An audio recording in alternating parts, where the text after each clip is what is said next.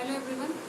तो आज की जो हमारी क्लास है उसमें हम लोग डिस्कस करेंगे यूनिट 8 का पार्ट सी जो हमारा बचा हुआ था उसको, और पार्ट डी को जो है आज हम लोग कंप्लीट कर देंगे क्योंकि बहुत ज्यादा समझने के लिए नहीं है। तो मैं एक बार आपको थोड़ा सा इसका इंट्रोडक्शन दे दूंगी कि क्या टॉपिक का मतलब क्या है। तो हम लोगों ने जो है ई इंक्लूजन, उसकी अवधारणा और ई लर्निंग में जो सहायक प्रौद्योगिकी का अनुप्रयोग है उसको जो है हम लोगों ने समझ लिया था।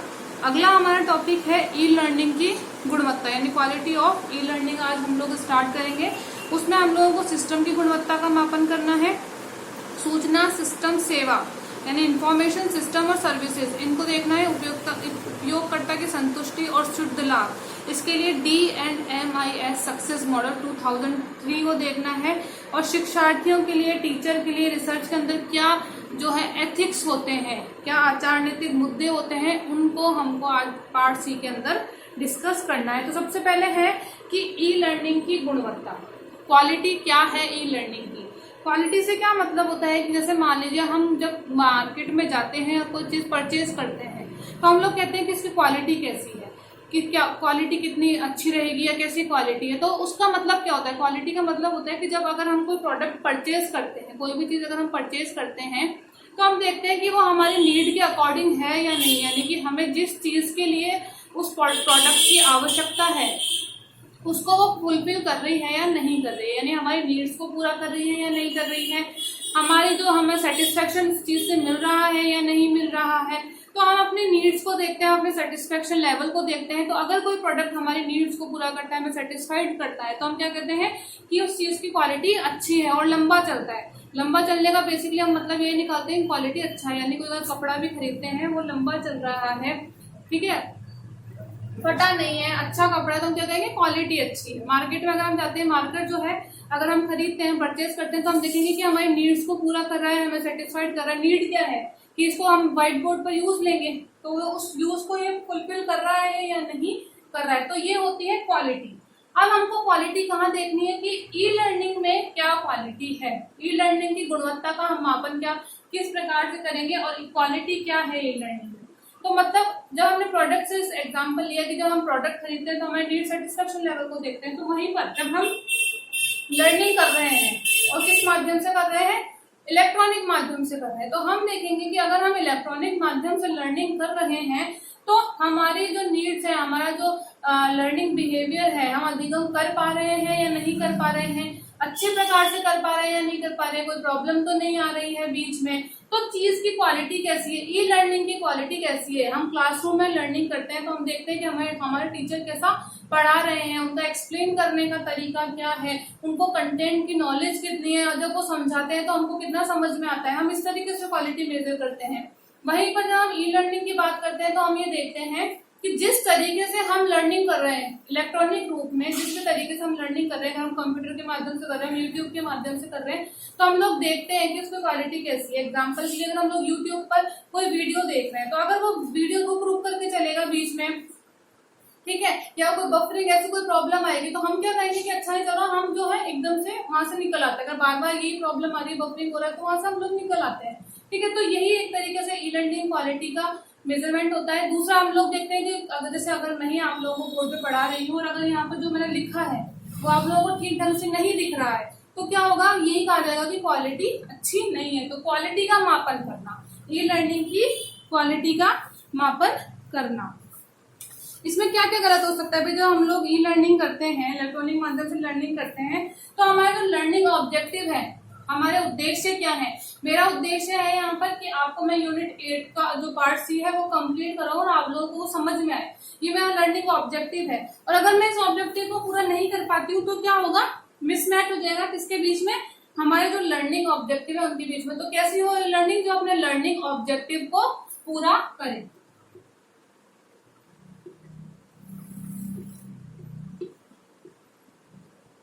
उसके अलावा हम लोग क्या कर सकते हैं, कई बार हम लोग पढ़ते हैं तो हम लोग देखते हैं कि हम लोगों को क्लियर नहीं दिखाई दे रहा है, ठीक है, हम लोग बोर्ड पे अगर लिखा हुआ है क्लियर नहीं दिखाई दे रहा, पीपीटी अगर बनाई हुई है तो उसमें ठीक प्रकार से समझ में नहीं आ पा रहा है, आवाज सही से नहीं आ पा रही है, इम्प्रॉपर ऑडियो या वीडियो, ठीक ढंग से वीडियो नहीं चल रहा है, आवाज ठीक ढंग से नहीं आ पा रही है, ठीक है, ढंग से दिखाई नहीं दे पा रहा है, ये सब क्या है, ये मेजरमेंट करने के फैक्टर हम लोग कह सकते हैं कि इन आधारों पर जो है हम ई लर्निंग की क्वालिटी को मेजर करते हैं। तो बहुत ज्यादा समझने की जरूरत नहीं है, बहुत बेसिक सी चीज है कि हम अगर कोई ई लर्निंग की अगर हमको क्वालिटी मेजर करनी है या हमको ये देखना है कि कौन सी लर्निंग कितनी इफेक्टिव है, तो उसके लिए ये फैक्टर है कि हमको ढंग से दिखाई दे पा रहा है, दे पा रहा, हमें आवाज ठीक से आ रही है या नहीं आ पा रही है, हम लर्निंग ठीक से कर पा रहे हैं या नहीं कर पा रहे हैं। तो इसके लिए कुछ टेस्टिंग होती है, तो मैं एक दो के नाम आपको बता देती हूँ। जैसे GUI टेस्टिंग होती है, graphical user interface testing. Functional testing होती है कि ठीक प्रकार से कार्य कर रहा है या नहीं कर रहा है। ऑनलाइन टेस्टिंग होती है, वाईफाई वगैरह ठीक प्रकार से चल रहा है या नहीं चल रहा है, डाउनलोड अपलोड स्पीड कितनी है, ये सब क्या है, ये मेजरमेंट करने के तरीके हैं।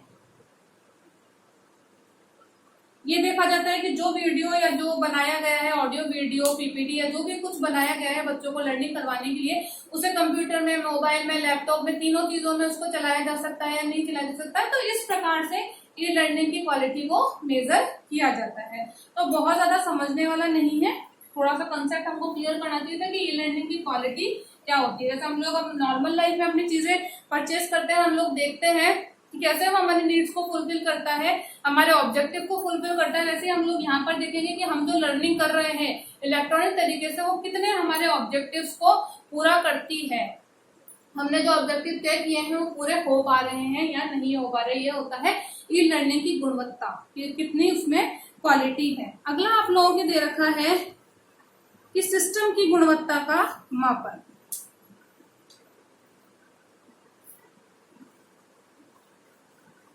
अब हमको देखना है सिस्टम क्वालिटी।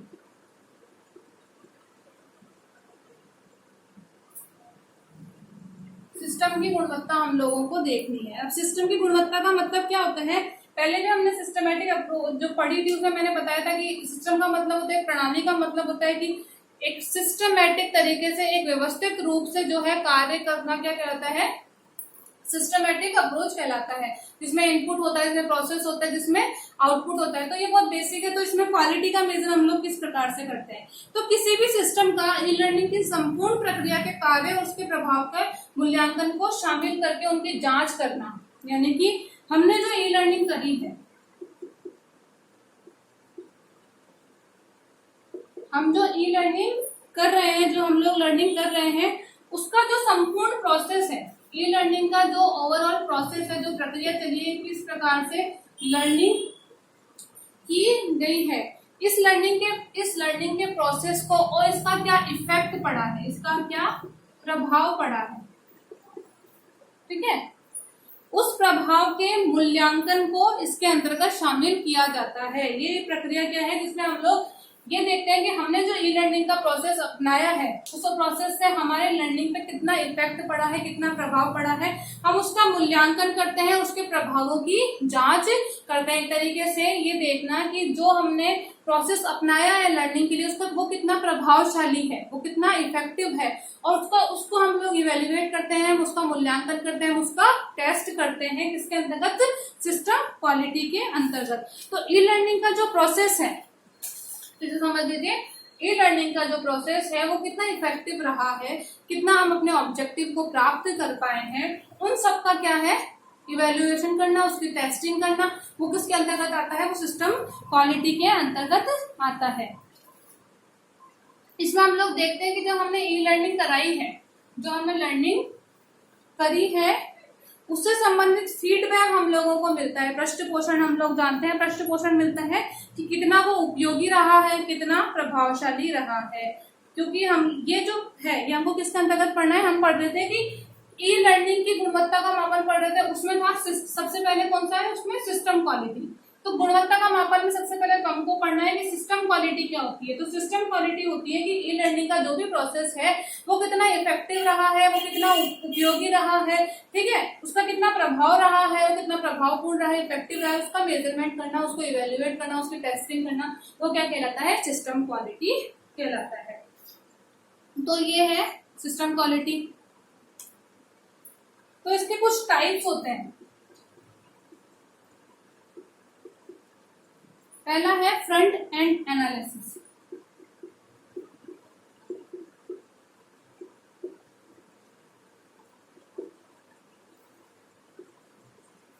दूसरा है फॉर्मेटिव इवैल्यूएशन।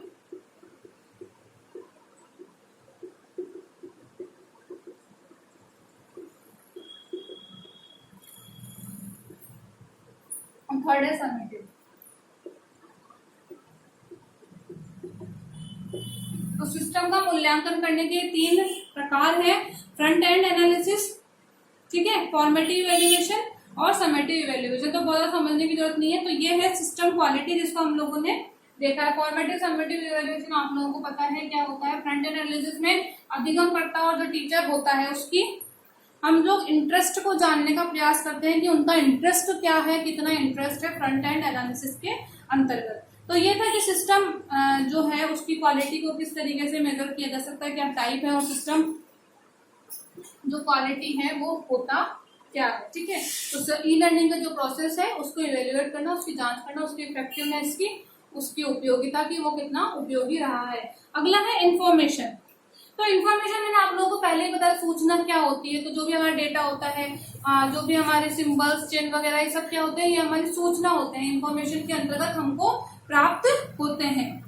तो अब यहाँ पर इन्फॉर्मेशन से क्या मतलब है, यहाँ पर सूचना से क्या तात्पर्य है।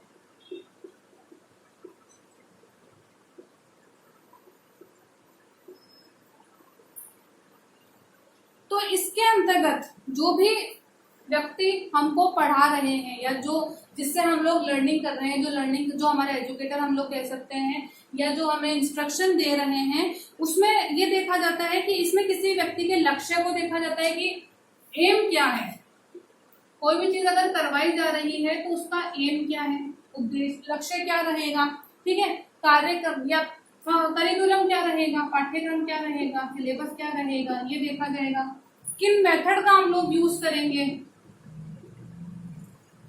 पढ़ाने के लिए, हम किन मेथड का यूज करेंगे, हमारा मटेरियल क्या रहेगा। तो इंफॉर्मेशन में हम लोग इन सब चीजों को देखते हैं और इनको क्या करते हैं। इसके अलावा हम लोग अपना कम्युनिकेशन, जो हमारा संप्रेषण करना, जो संचार का हम लोग आदान प्रदान करेंगे, उसका माध्यम क्या रहेगा। तो हम लोग इसमें अपने लक्ष्यों को देखते हैं, अपने करिकुलम को देखते हैं, क्या मेथड हम लोग यूज करेंगे, ठीक है, और क्या मटेरियल हम लोग पढ़ाएंगे, कम्युनिकेशन का माध्यम क्या रहेगा। इन सब चीजों को हम लोग यहाँ पर देखते हैं और इनका क्या करते हैं, इनका मूल्यांकन करते हैं।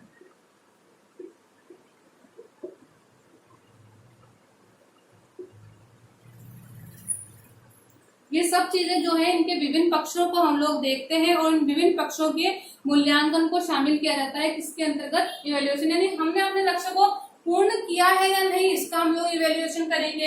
हमने जो करिकुलम सोचा था हम उसको पूर्ण कर पाए, हमने जो मेथड सोचा था, हमने जो मटेरियल सोचा था, हमारा कम्युनिकेशन का जो माध्यम रहेगा, इन सब का हम लोग क्या करते हैं, इन सब का हम लोग मूल्यांकन करते हैं इंफॉर्मेशन के अंतर्गत। तो ये हो गया इंफॉर्मेशन। आगे है सिस्टम। तो सिस्टम मैंने अभी आप लोगों को समझाया कि सिस्टम क्या होता है। तो अब देखते हैं आगे। तो सिस्टम क्या होता है वो मैंने अभी आप लोगों को बता दिया था। तो इसके कुछ स्टेप हैं वो हम लोग देख लेते हैं, क्या है इसकी स्टेप। इसमें सबसे पहले आता है अपने ऑब्जेक्टिव को तय करना, हमारे लक्ष्य क्या रहेंगे। हम लोग ये लर्निंग करवाने जा रहे हैं तो हमारे जो है ऑब्जेक्टिव क्या रहेंगे, हम अपने लक्ष्यों का निर्धारण करते हैं, ठीक है। हम अपने लक्ष्य प्राप्ति के माध्यम पर बल देते हैं कि हम जो ये लक्ष्य हमने बनाया है, इस लक्ष्य को हम किस माध्यम से प्राप्त करेंगे। तो लक्ष्य प्राप्ति के माध्यम पर बल।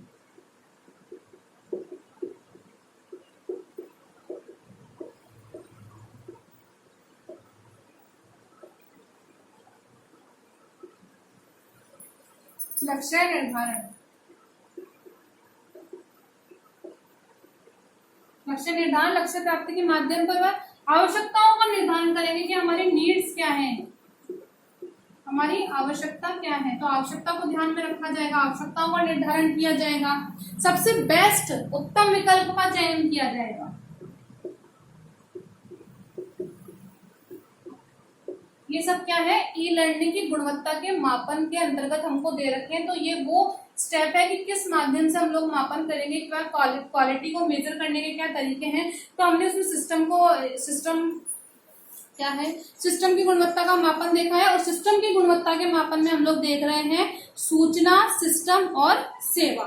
ठीक है, तो उत्तम विकल्प का चयन हम लोग करेंगे। इसके अलावा क्या करेंगे, आवश्यक सामग्री, और अलग से हमें कोई अगर मटेरियल की आवश्यकता है तो उस आवश्यक सामग्री का चयन किया जाएगा।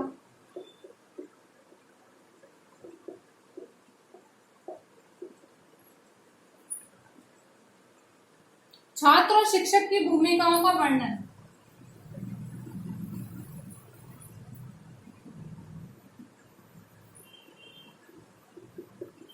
छात्र और जो टीचर हैं उनकी भूमिकाओं का वर्णन, जो लर्नर है वो लर्निंग करेगा और जो टीचर है वो टीचिंग करेगा, उनकी भूमिकाओं का वर्णन किया जाएगा।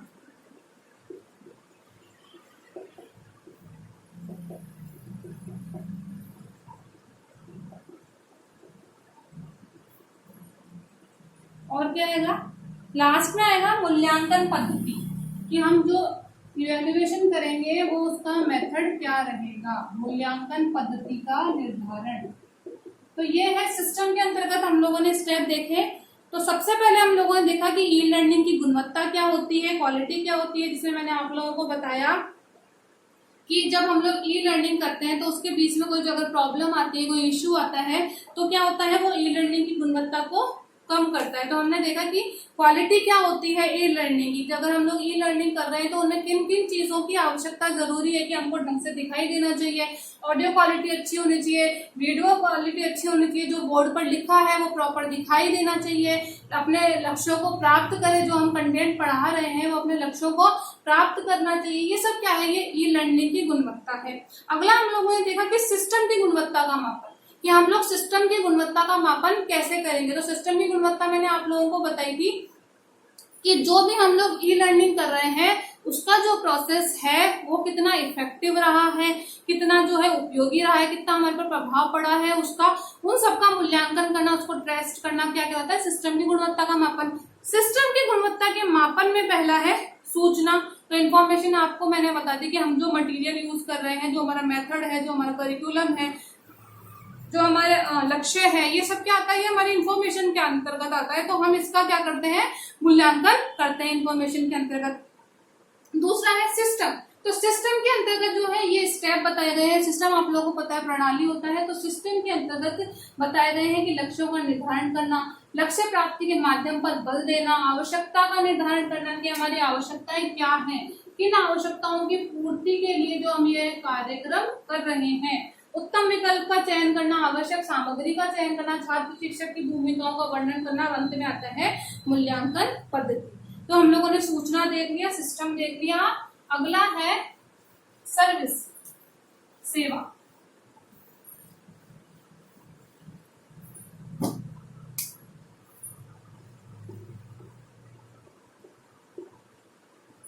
अगला हम लोगों को देखना है सेवा क्या है। तो सर्विस को हम लोग कह सकते हैं कि ई लर्निंग के अंतर्गत जो भी न्यू ट्रेंड्स आ रहे हैं, हम लोगों ने, हमारा टॉपिक था कि ई लर्निंग के नए ट्रेंड कौन कौन से हैं, तो हम लोगों ने उसमें ब्लॉग, चैट, वीडियो कॉन्फ्रेंसिंग सब देखा था। तो ई लर्निंग की जितनी भी नवीन प्रवृत्तियां हैं, जो भी न्यू ट्रेंड्स जो है ई लर्निंग के अंतर्गत आ रहे हैं, तो उन नवीन प्रवृत्तियों को शिक्षा से जोड़ना, ठीक है, शिक्षा से जोड़ना, और जो है जो भी टेक्नोलॉजी है उसके माध्यम से इसको लोक सेवा के रूप में उपलब्ध करवाना। सेवा का मतलब क्या होता है कि हम किसी की हेल्प कर रहे हैं, किसी की आवश्यकताओं की पूर्ति हम लोग कर रहे हैं, तो वही सेवा को हम लोग को ई लर्निंग के अंतर्गत लेकर के आना है कि जो भी ई लर्निंग के न्यू ट्रेंड्स है, जो भी नवीन प्रवृत्तियां उभर करके आ रही है, जो भी टेक्नोलॉजी आ रही है, उसको शिक्षा से जोड़ना, और उन शिक्षा के उसको शिक्षा के माध्यम से जो है लोक सेवा को उपलब्ध कराना, या जो लोग हैं उनको उपलब्ध करवाना, क्या कहलाता है, सेवा कहलाता है ई लर्निंग के अंतर्गत। जिसमें हम लोग देख सकते हैं क्या क्या हो सकता है, जैसे वायरलेस क्लासरूम हो गया, सोशल जो एजुकेशन वेबसाइट्स होती हैं वो हो गया, मोबाइल हो गया, इतने मूव कोर्सेज चल रहे हैं, हम लोगों ने पढ़े हैं कि न्यू ट्रेंड्स क्या क्या हैं। तो उन न्यू ट्रेंड्स को, ई लर्निंग के जो भी न्यू ट्रेंड्स हैं, जो भी नवीन प्रवृत्तियां हैं, उनको शिक्षा के माध्यम से, तकनीकी के माध्यम से जोड़ करके आम जनता को या लोगों को या पब्लिक को उपलब्ध करवाना, वो क्या के अंतर्गत आता है, वो सेवा के अंतर्गत आता है। तो ये है सेवा। तो हम लोगों ने जो सिस्टम का जो गुणवत्ता का मापन है उसमें इंफॉर्मेशन को पढ़ लिया है, सिस्टम को पढ़ लिया है और सेवा जो है उसको पढ़ लिया है। तो लोक सेवा के रूप में इन सब चीजों को उपलब्ध करवाना ही सेवा कहलाता है। आगे है आपके D&MIS सक्सेस मॉडल।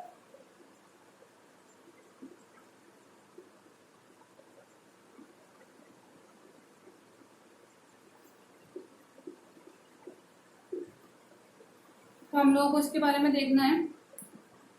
तो ये किसके अंतर्गत दिया गया है, आप लोगों के उपयोगकर्ता संतुष्टि और शुद्ध लाभ के अंतर्गत, यानी कि जो भी यूजर यूज कर रहा है उसके सेटिस्फेक्शन, उसकी संतुष्टि और क्या शुद्ध लाभ यानी कि नेट प्रॉफिट, कि जो भी हम लोगों ने सोचा है, हम लोगों को जो भी हम लोगों ने लक्ष्य जो निर्धारित किया था, जो भी चीजें करने के बाद में हमारा नेट प्रॉफिट या शुद्ध लाभ क्या प्राप्त हो रहा है, तो उपयोगकर्ता की संतुष्टि देखनी है हमको इसमें, जो भी यूजर यूज कर रहा है।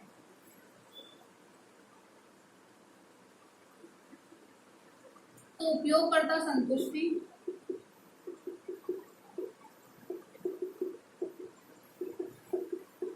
व शुद्ध लाभ किसका, जो यूज कर रहा है उसका शुद्ध लाभ। ठीक है, उपयोगकर्ता संतुष्टि और शुद्ध लाभ के संदर्भ में D&MI सक्सेस मॉडल को system, service and information quality के रूप में देखा जाता है। किसके रूप में देखा जाता है, उपयोगकर्ता संतुष्टि और शुद्ध लाभ के रूप में इसको देखा जाता है, system, service and information quality.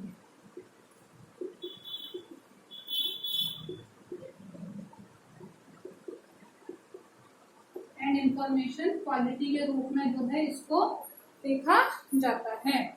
ये दिया किसने था, इसको देने वाले थे डिलॉन एंड मैकलिन। इनके द्वारा जो है D&MIS मॉडल को डेवलप किया गया था। तो अब D&MIS मॉडल के अंतर्गत क्या होता है वो हम लोग देख लेते हैं। इसके अंतर्गत किन किन बातों को शामिल किया जाता है। तो इसके अंतर्गत सबसे पहले आता है इंफॉर्मेशन क्वालिटी।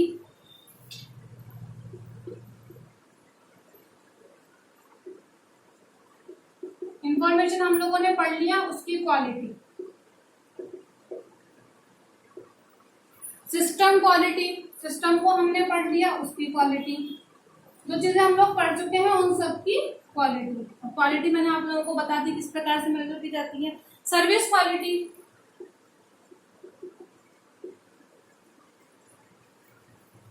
यूजर सेटिस्फैक्शन,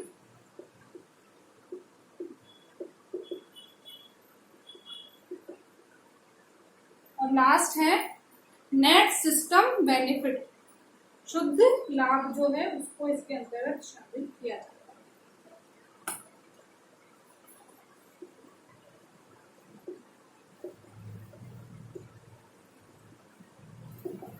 और D&MIS मॉडल के अंतर्गत क्या आता है, इंफॉर्मेशन की क्वालिटी को हम लोग मेजर करते हैं, सिस्टम क्वालिटी को, सर्विस क्वालिटी को, यूजर सेटिस्फैक्शन और नेट सिस्टम बेनिफिट को जो है इसके अंतर्गत देखा जाता है। ये है D&MI सक्सेस मॉडल के आयाम। अब ये मॉडल बनाया कैसे जाता है, तो मान लीजिए ये है इंफॉर्मेशन, यह है हमारी इंफॉर्मेशन क्वालिटी।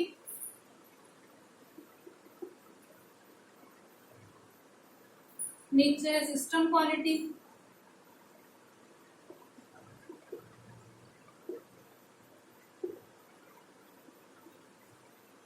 यहाँ पर तीसरी क्वालिटी कौन सी, सर्विस क्वालिटी।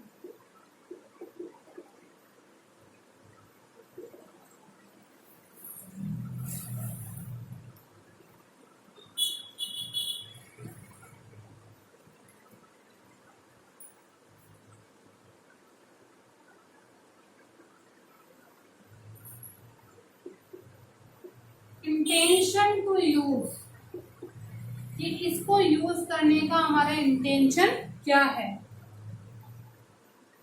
हमारा क्या इंटेंशन है, यूजर का सेटिस्फैक्शन। यूजर को हमको सेटिस्फाइड करना है। इसके माध्यम से नेट प्रॉफिट, जो हम लोगों ने सोचा है उसको हम लोग प्राप्त कर लें। तो इंफॉर्मेशन क्वालिटी, सिस्टम क्वालिटी और service quality. Intention to use, user का सेटिस्फेक्शन। तो यूजर का सेटिस्फेक्शन ही क्या है, हमारा यूज करने का इंटेंशन। वो किसके माध्यम से प्राप्त होगा, नेट प्रॉफिट, यानी कि जो हमने सोचा है हम उसको प्राप्त कर लें। इन सबको हम इसके अंतर्गत देखते हैं। इंफॉर्मेशन क्वालिटी को भी हम देखते हैं कि उसको यूज करने का इंटेंशन क्या है। इंफॉर्मेशन क्वालिटी को हम देखते हैं कि इससे हम यूजर को सेटिस्फाइड कर पा रहे हैं या नहीं कर पा रहे हैं। सिस्टम क्वालिटी को भी हम देखते हैं कि इसको यूज करने का इंटेंशन क्या है और हम यूजर को सेटिस्फाइड कर पा रहे हैं या नहीं कर पा रहे। सर्विस क्वालिटी को भी हम देखते हैं कि इसको यूज करने का इंटेंशन क्या है और हम इसको यूजर को सेटिस्फाइड कर पा रहे हैं या नहीं कर पा रहे हैं। तो ये इस तरीके से बनता है नेट प्रॉफिट और यूजर सेटिस्फेक्शन। इस तरीके से हम लोग देख सकते हैं कि D&MI सक्सेसफुल मॉडल क्या है, कि हम इंफॉर्मेशन को देखते हैं, उसकी क्वालिटी को देखते हैं, सिस्टम क्वालिटी को देखते हैं, सर्विस क्वालिटी को देखते हैं, किस संदर्भ में कि हमारा यूज करने का इंटेंशन क्या है और हम अपने यूजर को सेटिस्फाइड कर पा रहे हैं या नहीं कर पा रहे। तो इन दोनों आयामों के अंतर्गत तोल मोल करके हम इनकी क्वालिटी का मापन करते हैं। और ये किससे पता पड़ता है कि हमारा नेट प्रॉफिट से हम लोग देख सकते हैं कि हमने अपने ऑब्जेक्टिव को प्राप्त किया है या नहीं। जो हम लोगों ने सोचा था, जो हमारा ऑब्जेक्टिव हमने तय किया था, लक्ष्य जो हमने तय किया था, हम उसको प्राप्त कर पाए या नहीं कर पाए, वो हमारे नेट प्रॉफिट से उसको हम लोग जो है अपना नेट प्रॉफिट कह सकते हैं। तो ये है D&MI सक्सेस मॉडल। तो बेसिकली आपको ये याद करने की जरूरत नहीं है किस तरीके से बनता है, लेकिन समझाने के लिए कि हमको इन दोनों के आधार पर हम इन सबकी क्वालिटी का मापन करते हैं और इन दोनों के आधार पर हम इसको मापन करते हैं। तो ये है D&MI सक्सेस मॉडल। इसमें इन तीनों चीजों को, इन सबको जो है ध्यान रखना कि ये सब इसके अंतर्गत शामिल किया।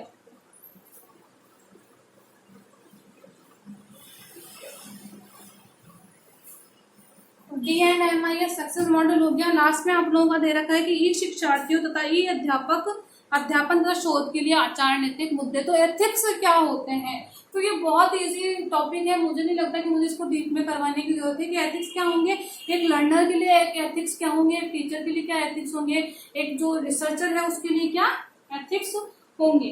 तो शिक्षा की गुणवत्ता में अगर कोई कमी आती है, शैक्षणिक रूप से कोई धोखाधड़ी की जाती है, साइबर क्राइम, ये सब किसके अंतर्गत आते हैं, ये सब एथिक्स के अंतर्गत आते हैं। यानी कि अगर ये सब चीजें की जाती हैं तो हमारे एथिक्स को जो है उनको जो है खराब किया जाता है या उनका उल्लंघन किया जाता है। जो मूल्य तय किए गए हैं उनका उल्लंघन किया जाता है अगर साइबर क्राइम वगैरह इस टाइप की कोई चीज होती है। तो एथिक्स इन ई लर्निंग के अंतर्गत कॉपीराइट आता है। कॉपीराइट किसी का भी अगर हम लोग जो है मटेरियल यूज नहीं कर सकते, अपना बना करके उसको हम लोग यूज नहीं कर सकते। डेटा की प्राइवेसी आ रही है, डेटा प्राइवेसी का ध्यान रखना। सोशल मीडिया सिटीजनशिप, ये सब इसके अंतर्गत आता है।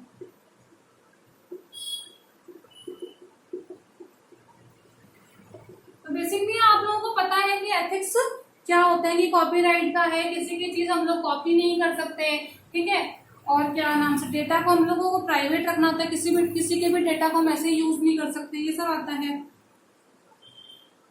रिसर्च में भी आता है कि हम लोग जो अगर किसी का डेटा हम लोग यूज कर रहे हैं तो उसकी हमको प्राइवेसी रखनी पड़ती है, हमको उसकी रेस्पेक्ट करनी पड़ती है। जो उसने हमें अपना डेटा दिया है तो हम उसको ऐसी जगह के रिवील नहीं कर पाते, नहीं कर सकते हैं। तो हमें रिस्पेक्ट करनी होती है उसकी प्राइवेसी की, ह्यूमन डिग्निटी की हमको रेस्पेक्ट करनी होती है, ठीक है।